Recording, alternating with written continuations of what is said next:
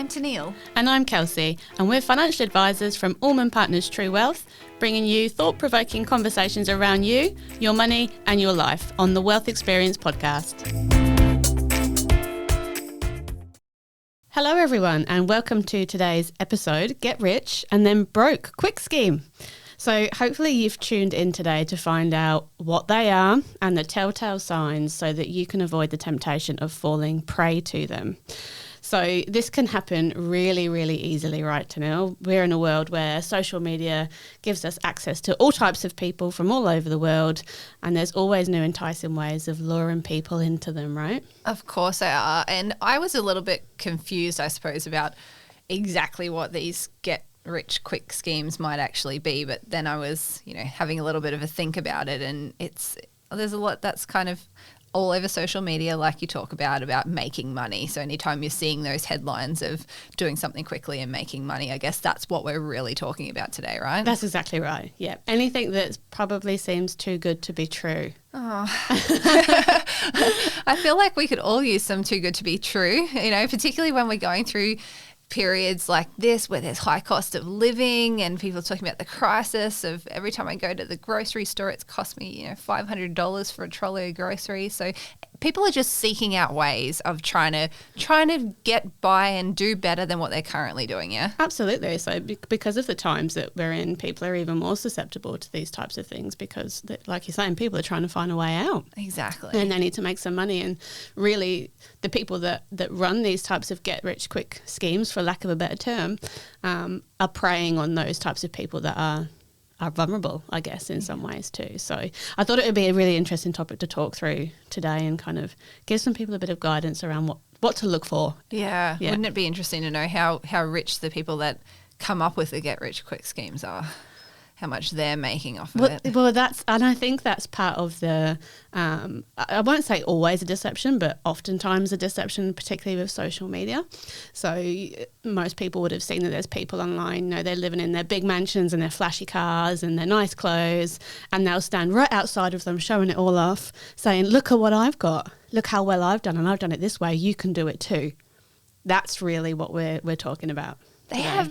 I'm sure that I've seen on some of on a Netflix docuseries a bit about those influencer styles and how much of it's actually true. You don't know that car's theirs or that house is theirs. Is that Bitconned? It was one of those. It might have been that. Yeah. And it turns out to be a Ponzi scheme. Yeah. So, and that's the thing. It looked like it was legit. Yeah, looked like it was they always really do, legit. Right? If it's on video, if it's there, surely it's got to be real.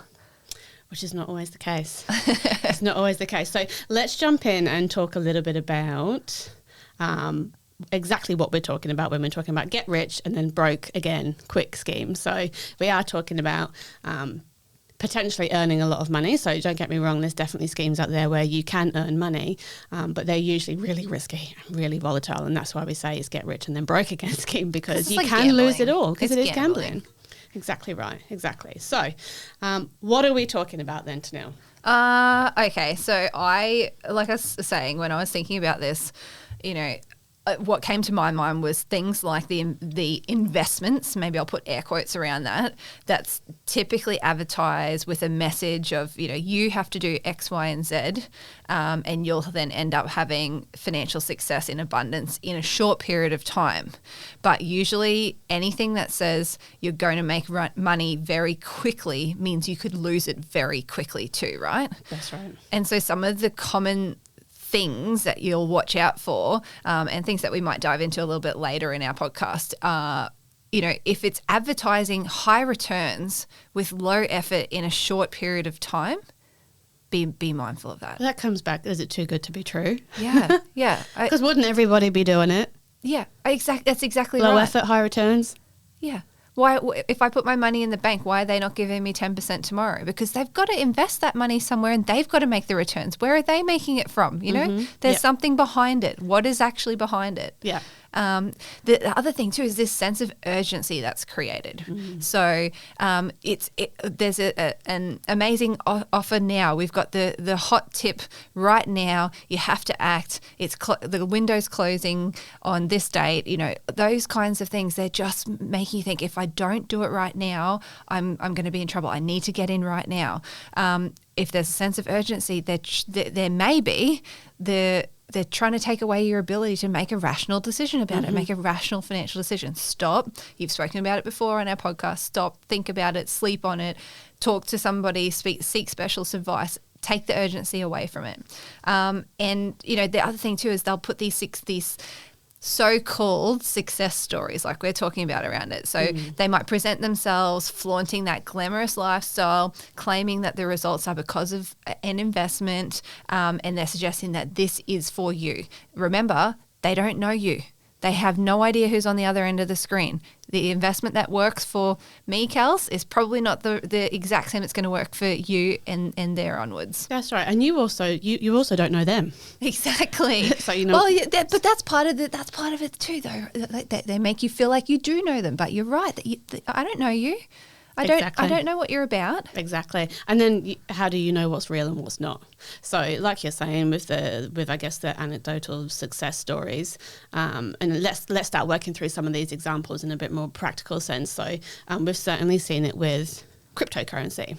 Right? Yes. So, sorry to bring it up. We have to as part of this. Now, obviously, cryptocurrency it's not, some of them are pyramid schemes, not all of them, because, you know, people can get rich off cryptocurrency. People have got rich off cryptocurrency, and it certainly comes back down to understanding that risk and return are related, and that there's definitely a risk there that you could lose it all, especially if you forget your password. Yeah. Oh, then gosh. It's gone. Yeah. I'm not a miner, let's be honest. I don't understand all the tech stuff. But where people, so it's not necessarily the fact that you're invested in crypto. What we're talking about here is that there's people build schemes around these. So this is where you're seeing somebody on YouTube perhaps that might be, like we're saying, outside of their big mansion with their nice fancy car, promoting what they usually promote, and as a real example, is marketing. So if you come and buy this workshop off me, or this education session, yeah, and you can get some information about how I've done this, then you could go away and do it. Yeah, you're giving them, it's going to them, and then you're hoping off the back of that you're going to go away and build this lifestyle that they've created through trading through crypto, and that's just oftentimes not going to be the case. Yeah.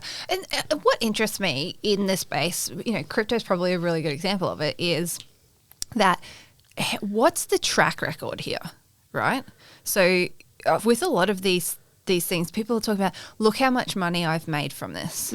But in the vein of what you're talking about, you might make a lot of money very quickly. You might lose it very quickly too, right? Absolutely. But where's the track record here that shows that through different periods of markets, through different cycles in your life, through different trends that are happening in the world at the moment, through all of that there's actually evidence to show that you're going to make money regardless of all of those different factors that are happening? Yeah, there really isn't any. And the people that are generally promoting these schemes are not looking at the facts and figures and past data and kind of giving you that level of information. They're just going to make you see all the good things about it, right?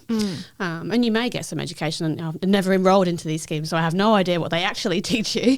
But I'll give you an example. So I was actually reading, and this is the reason why I wanted to talk about it, because I was reading the news the other day, and there was a young lady that fell prey to a marketing course, and it cost her $597 to enroll, and it was advertised on Instagram and TikTok. And the seller of the marketing course claimed to be able to help others to make money online by taking the courses. And he said that she would make $30,000 a month, right? So that sounds very attractive. Invest $597 and get $30 a month back. Great, that sounds really enticing. But of course, it ended up being a pyramid scheme. So she paid the money and then she lost it. and never got her money back. And I don't think she actually ever did the course. It didn't exist. Yeah. So, and there's, I guess, a bit of side information about that sort of thing. Before you ever put your money on the table, understand a little bit more information. I think we're going to talk to it a little bit later is, who is this person that I'm giving my money to? Because you wouldn't do it to any Tom, Dick and Harry on the street. So why would you do it online? But yeah, exactly. People just get enticed. Yeah. And so it doesn't have to be big fish too. Like like you say, if I'm in the market looking for a skills uplift like that, $600 might not seem like a lot, but imagine if I've fallen prey to this kind of thing a couple of times now, and I've done it this way. Maybe I've done another few that seem like they were legitimate, and that can add up very quickly as well too in terms of additional costs. And then I guess the question is, do they actually work? Right? Yes. Do the schemes actually work? Absolutely. So there's definitely going to be some things out there that might work for some people at different periods of time. You might have got lucky off the back of something you've invested in or whatever that may be. So it's really hard then to decipher, what am I looking for before I make the decision to take any next steps. So let's set the scene firstly in that there's 2 golden rules when it comes to successful investing, right? So the first one is that it takes time to make money. And that's generally correct. Yeah. For the most part. There's absolutely stories of people out there that have done it in a really quick time frame. And that's invested in any form. So that's whether you're going to share markets and giving that your money time to work for you. That's whether you're starting a career. You're not going to be on the highest paid salary straight away. You might be, but there's going to you're then going to have to put the work in to prove it, right? Absolutely, and you probably have to do a lot of work to even get there in the first place, right? Whether that's study or whatever that might be. There's generally time and effort that is required to be able to have a successful investment or wealth generating experience. Yeah. Okay, so that's usually also then a level of sacrifice and delayed gratification. None of which of these things are being promoted under these get-rich-quick schemes. So just remember that as the basis of the premise. So if there's no personal sacrifice or trade-off, then it's probably going to be too good to be true. 100%. And I think, I was listening to the radio the other day, and what caught my ear was it was a country music radio station, and I thought I was listening to a local one, but because I was using iHeartRadio, it happened to be that they were talking over in the US somewhere in the southern states. And one of the things that popped up on the radio was somebody talking about this investment that they have and how you should get into it and how they've made a lot of money from it. And it kind of triggered me to think about the fact too that a lot of the information that are thrown to people across social media, across all the different channels, it may not even be within your borders. So we're in Australia. We have different legislation, different requirements around investing than other countries do. Absolutely, it's very true. And very, so very you true. might not even be buying an investment that you like we have structure around inside Australia. It might just be in. It could be in anything, which means that you don't have the same protections in place. There's might be additional risks you haven't even thought about. And there's other things to think about too. If it's not in Australia, what's the tax implications of that? Yeah, exactly. So that was just for me a kind of a light bulb moment where I'm like, this is how easy it is to happen. Yeah. I'm listening to a radio station and I feel like I've got this trust position in place because it plays on my speakers all day while I'm at home, and now all of a sudden I'm buying something that I otherwise wouldn't have access to. Absolutely. Or wouldn't come across my desk. Yeah, absolutely. And I think another example of what I like to think about when we're thinking about making money and generating wealth, a good example that I like to think of is sports stars, particularly when you think of let's take, for example, I'm going to call it football, but you guys know it as soccer. Yes, I know. Football's a world sport, even though I play soccer, and I've always called it soccer. I must admit that in more recent years, I'm starting to say football. Oh, yeah. So we're talking about one where the ball stays on the ground, kicked by feet only. Kicked by your feet. You can't pick it up. Yeah. Okay, this is the one that I'm talking about. But did you hear the interesting fact about where the coin football came from? No. Okay, so there... it was literally from many years back. They were talking about that they would go out and some of them were playing different ball sports, and football came up because it is a ball. It is the soccer is you use it at your foot, right? But then, so my question is, why is football like rugby league, for example? Why is that not handball? Because you use your feet too. But you're holding it with your hands most of the time. Anyway, that's a total aside. That's already got his own section though, handball. Yeah, but so maybe it was already taken. Was handball before probably football, such as AFL, rugby league? Possibly. And then the other sports are just an evolution. It of needs these to things, be more logical for my needs. Okay. Anyway, little bit sidetracked. But when I think about you have football stars that are the age of 18, for instance, that get put on multi-million-dollar contracts, and kind of every man out there sees that and goes, oh my God, wow, like this person is living the dream. Or woman. Yeah. That's true. That's very true. I'm probably referring to males because they're generally higher paid. Yeah. Which is, anyway, that's a topic for another time. But yes, they're only 18. But can you imagine, to be performing at the top of your game at that age, how much sacrifice that person would have made throughout their childhood years to be in that position? Oh, 100%. Right? They would have sacrificed social events, been playing it in their garden every single day, after school, weekends. And they're not getting to go out and just eat a hamburger if they want to do that. They're putting all that fuel and that time into their body, and their body's going through exertion, 7 days a week. Yeah, going out and getting drunk with everybody else on a Friday, Saturday night. No. Yeah. So I think, that just resonates with me to go, regardless of your age or whatever it may be, there's always been a sacrifice that's led you to that point. So if it's a get rich and quick broke scheme, there is no sacrifice. Okay. Yeah, I see the tie you're making there. Yeah. Okay. Anyway, so the other one to consider then, Teneale. So you were talking a little bit earlier about how risk and return are related. What's an active example? How do you see that? What's an active example you can give of that, Kels? Yeah, okay. So if you put your money in cash or in a term deposit at the bank, then it's probably relatively safe to a certain extent. Yeah, so therefore boring, it's right? Lower risk. It's boring. Yeah. It's lower risk. Yeah.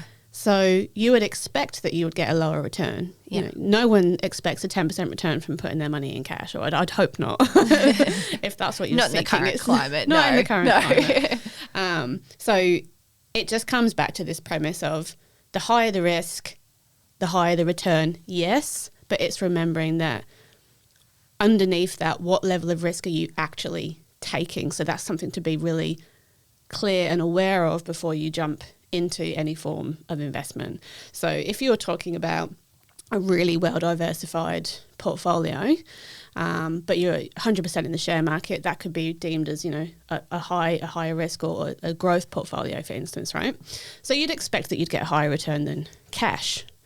But if you're taking day trading, for example, where you're only trading 1 or 2 shares and you're buying and selling every single day, that's an added layer of risk that you're taking. Yeah. So it's just really important to remember what sits behind this so-called get-rich-quick scheme that adds another layer of risk in what you're doing. Is it something you can put your energy into, put your money into, and that one thing, for instance, could all be gone tomorrow? Yeah. And I think what's interesting, we talk about the fact that risk and return are related. High risk equals high return.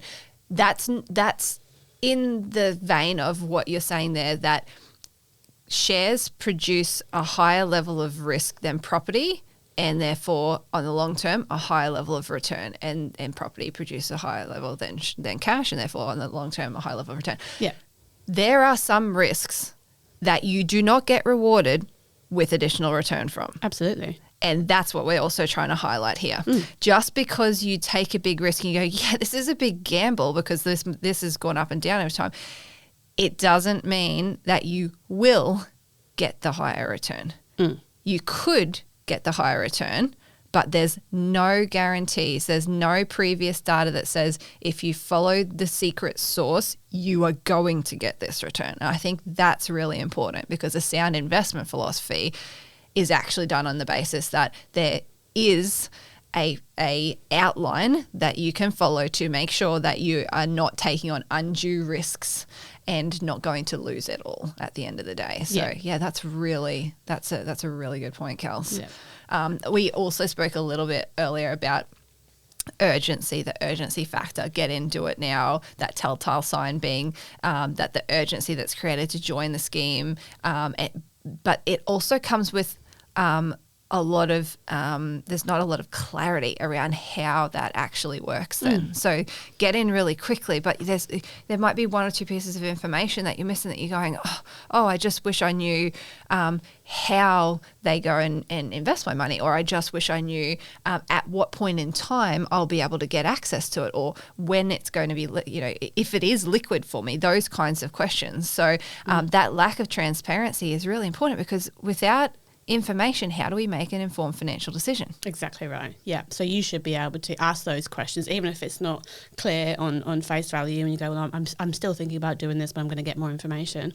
If it's still not transparent and it's still not clear, that's just another red flag to go, perhaps this isn't something that I should be doing on a whim. Yeah. And as an investor, there's always going to be documents there that will help you make an informed decision. And this is a requirement, right? Yeah. You have to be provided with that information. That's exactly right. And so the things like target market determinations, TMDs, you might hear this when you're speaking about it in banking world. They talk about TMDs a lot. There might be product disclosure statements, or PDSs. So these are some of the things. And I know you're talking a little bit earlier about, we're talking about cross borders and regulation, but regulation is a really important one in this space. And that's right, when it comes to investments. And then maybe you can't get access to the information that you need under these types of promising investments because it's not registered and it's not regulated. So therefore nothing exists and there's no requirement to give you any information. Yeah. So that's certainly something to watch out for, because if they're not registered and they operate outside of the framework of what regulatory bodies require of people and companies and firms, then that's a red flag, because you're more vulnerable to a loss and you have absolutely no recourse if something goes wrong. So if, let's say you did lose your money and you go, well, I wasn't told of X, Y, Z and I feel like I want to make a complaint, I want an investigation, this is fraud, or whatever it may be, you don't have a regulator to go back to and make a complaint that will be investigated necessarily. Yes. So that's something to really, really, really think about. It's kind of like I said earlier, handing your money over to a stranger in the street on the back of one conversation. And people just wouldn't do it. There's something about this online space that people are more willing to be involved in these types of schemes. Yeah. Yeah. So a couple of things that you can do then. So if you want to actually check, and this is relevant to Australia only, if you want to check the person or the company that's given this type of information to you, then really in the investment world, they should be licensed by ASIC, and generally they would hold what's called an AFS license, or they have to be an authorised representative of a licensee. So they should have a website or clearly have this identified somewhere. And there's also a financial advisor register known as a FAR. So if you're searching for an individual, you can also look at ASIC Connect, and that will give you the registered business too. So there's lots of different ways that you can actually get information around an individual or a company. Yeah, that's right. So you're trying, like you say, you're trying to identify, is there somebody that actually sits in the background of this that has the education, the requirements, the regulation, the protections that this is going to be something that's worthwhile my investigation further. Not that I can immediately trust, but at least that has all of the framework, then I can go to the next step. Yeah, and that's an interesting point that you made there. Even so, you still want to do your due diligence. Yeah, 100%. Yeah, because they might be registered. They might, it can be there. Doesn't mean that they're always doing the right thing, unfortunately. Yeah, that's right. That's right. So, but that's the first step. Exactly. And I mean, what do people then go next? Well, I want to make sure that other people have had success if I'm going to trust this person. Again, the last point that we might talk about on this is that these are things that are often promoted by other individuals' success stories, effectively saying, look at me, look at the lifestyle, the like I said, the expensive cars I'm pulling up in. How do you know how legitimate that is? Yes. How do you know? Exactly. That's exactly my point. Is that house rented? Yeah. Is that car rented? Yeah. AI these days. Is that person real? It's a fake background. So don't just trust these success stories of other people that you know nothing about as well too. If it's legitimate, if it's somebody that's got your best interests in need, that is providing you with access to real investments that work, you should be able to get access to people that are like you, that are everyday people that have done it well, that can share their experiences with you. If it's just a video of somebody saying, look at me, I've done this, well, I still wouldn't be trusting it. Yeah. There's a lot of distrust going around in our podcast today. There is. But it's for a good reason. That's right. And look, I think as long as you're doing the right thing, if you're the owner of an investment or whatever it may be and you're promoting it, as long as you're doing the right thing, all of the things we're speaking about today, you should be very easily be able to offer the other person at the end of the table more information, more clarity, Yes. more evidence, those sorts of things for them to feel comfortable to make that decision. That's right. And if someone didn't feel completely comfortable and informed, then it's not the right thing for them. Yes. Right. Yeah. The gut feeling too, that gut feeling that goes with it. You're exactly right. And finding that needle in the haystack, finding the support and the people that are on your side will give you a successful experience. Absolutely. Absolutely. So just remember, if it's too good to be true, then it usually is. Slow and steady and informed investing generally helps you win the race, and you will get there with some discipline and consistency. But yeah, definitely seek professional advice or know your content and understand really what you're doing before you make any decisions is the message from today. 100%. And speaking about content, please like, share, subscribe to ours. Let people know who we are and that we are wanting them to join the Wealth Experience crew of listeners. Thank you. And we will speak to you again next time on Wealth Experience. The opinions of the presenters are objectively ascertainable and are not intended to be financial product or personal advice.